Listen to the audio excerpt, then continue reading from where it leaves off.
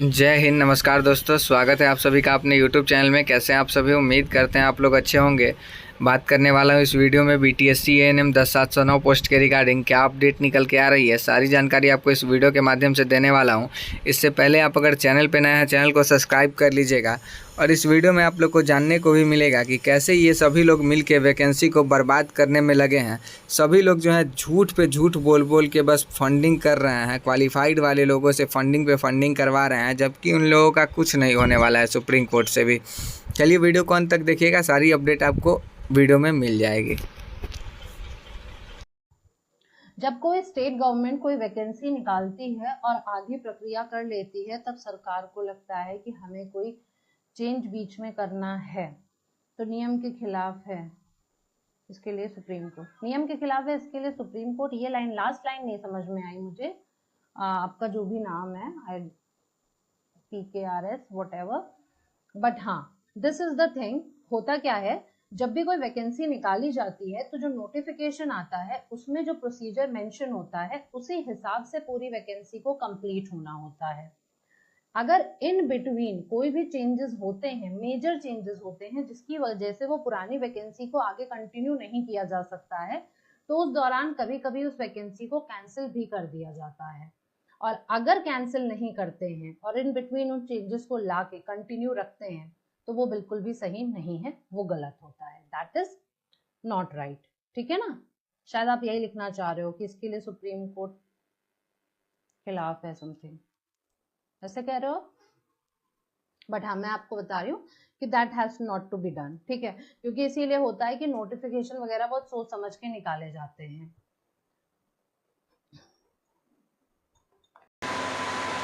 माननीय उच्च न्यायालय में संघर्ष कर रही ANM बहनों का क्रांतिकारी अभिनंदन करता हूं और माननीय उच्च न्यायालय के फैसले का स्वागत करते हुए कहना चाहता हूं कि माननीय उच्च न्यायालय के इस फैसले से बिहार के नौजवानों में, स्वास्थ्य विभाग में काम करने वाले संविदा कर्मियों का और जो बेरोजगार नौजवान हैं, जो डिग्री प्राप्त करके बैठे हुए हैं, उनका विश्वास माननीय उच्च न्यायालय में काफ़ी बढ़ा है, सम्मान काफ़ी बढ़ा है। बहनों, बिहार चिकित्सा जन स्वास्थ्य कर्मचारी संघ ने जब संविदा के कर्मी स्वास्थ्य विभाग में आए थे, उस समय मैं महामंत्री था और हम लोगों ने संघर्ष शुरू किया और ये मांग रखी कि संविदा कर्मियों की सेवा भूतलक्षी प्रभाव से नियमित किया जाए।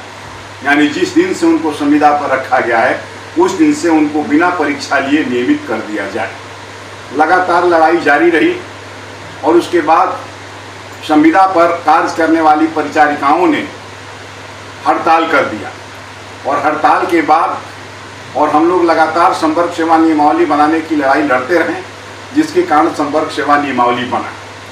और उसके बाद जो नियुक्तियां हुई वो परीक्षा के आधार पर होने लगी और उस परीक्षा में क्या हुआ, पैसे का खेल हुआ, लेन देन हुआ।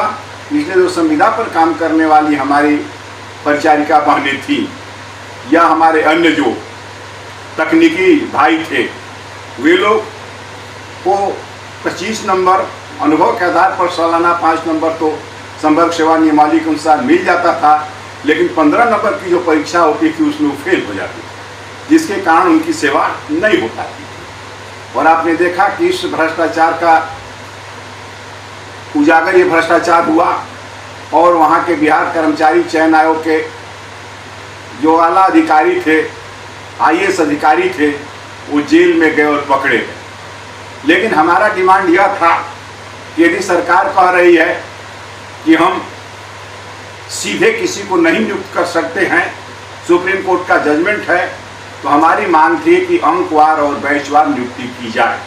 लगातार संगठन इस पर लड़ता रहा।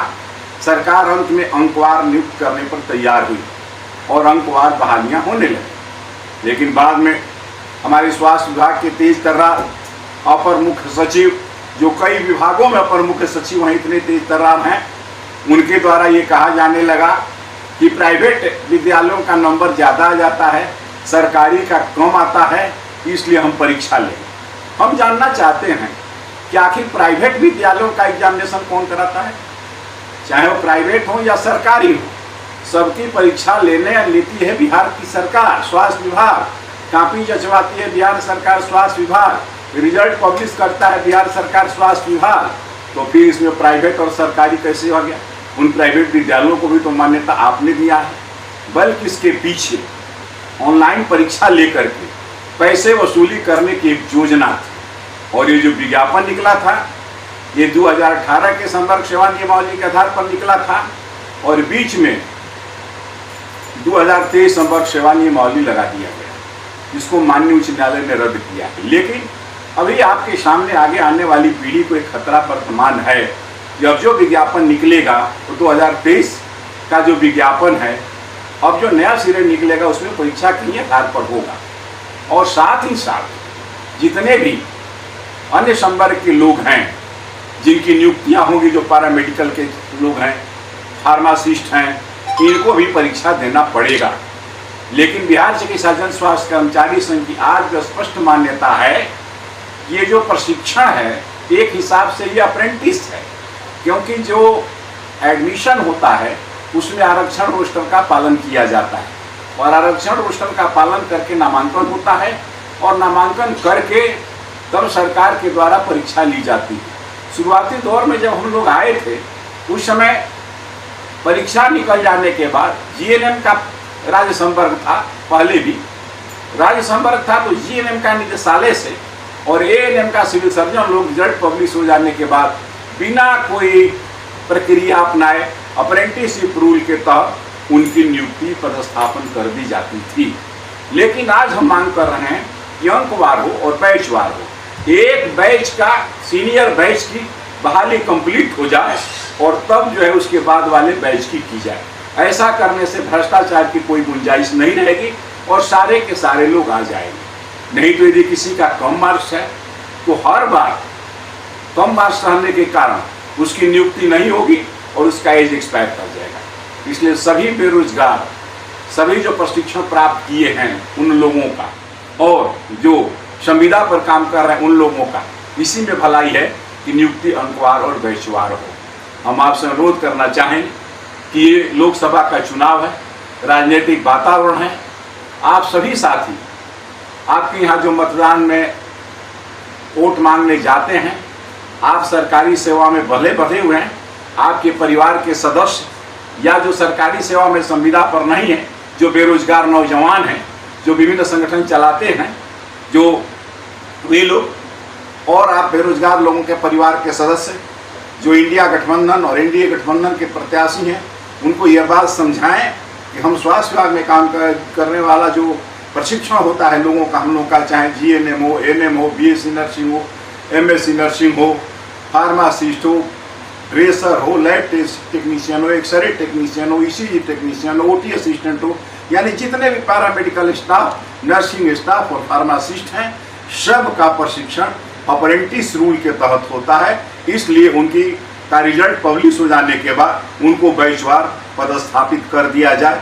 इस मांग को आप तेजी से फैलाएं और साथ ही साथ इस लड़ाई को लड़ने के लिए तैयार रहें। मैं बिहार चिकित्सा जन स्वास्थ्य कर्मचारी संघ की वर्तमान जो कमेटी है, जिसके अध्यक्ष संजय कुमार, महामंत्री जिसके सुबेश जी, सहायक महामंत्री अमित मिश्रा और दिनेश जी तथा महिला उप समिति की संयोजिका रेखा है, इनके तरफ से मैं आपको आश्वासन देता हूं, मैं भी मानस सदस्य हूं चिकित्सा संघ का, इन लोगों की सहमति से मैं आपको आश्वासन देता हूं कि लोकसभा चुनाव के बाद, विधानसभा चुनाव के पहले आप जितने भी बेरोजगार छात्र हैं, एकजुट होकर के सभी पैरामेडिकल कर्मी, सभी नर्सिंग कर्मी, सभी फार्मासिस्ट एक साथ होकर के एक व्यापक संघर्ष चलाएं। बिहार चिकित्सा जन स्वास्थ्य कर्मचारी संघ आपकी इस लड़ाई का में आपके साथ कदम से कदम मिलाकर चलेगा। मैं आप तमाम बेरोजगार नौजवान नवयुवतियों का क्रांतिकारी अभिनंदन करता हूं, और जिन लोगों ने इस केस को न्यायालय तक संविदा पर काम करने वाली हमारी एएनएम बहनों ने पहुंचाया है, उन लोगों का भी क्रांतिकारी अभिनंदन करता हूं। माननीय अधिवक्ता जिन लोगों ने न्यायालय में केस लड़ा, उन लोगों को भी हम, अभिनव श्रीवास्तव खासकर जो नौजवान अधिवक्ता हैं, काफ़ी तेज तर्रार अधिवक्ता हैं, उनकी मेधा को हम सलाम करते हैं और माननीय उच्च न्यायालय के फैसले का स्वागत करते हैं। इनकलाब जिंदाबाद, चिकित्सा संघ जिंदाबाद, महासंघ जिंदाबाद। आप सभी साथियों से अनुरोध है कि इस ऑफिशियल चैनल को आप सुने, फैलाएं और सब्सक्राइब करें।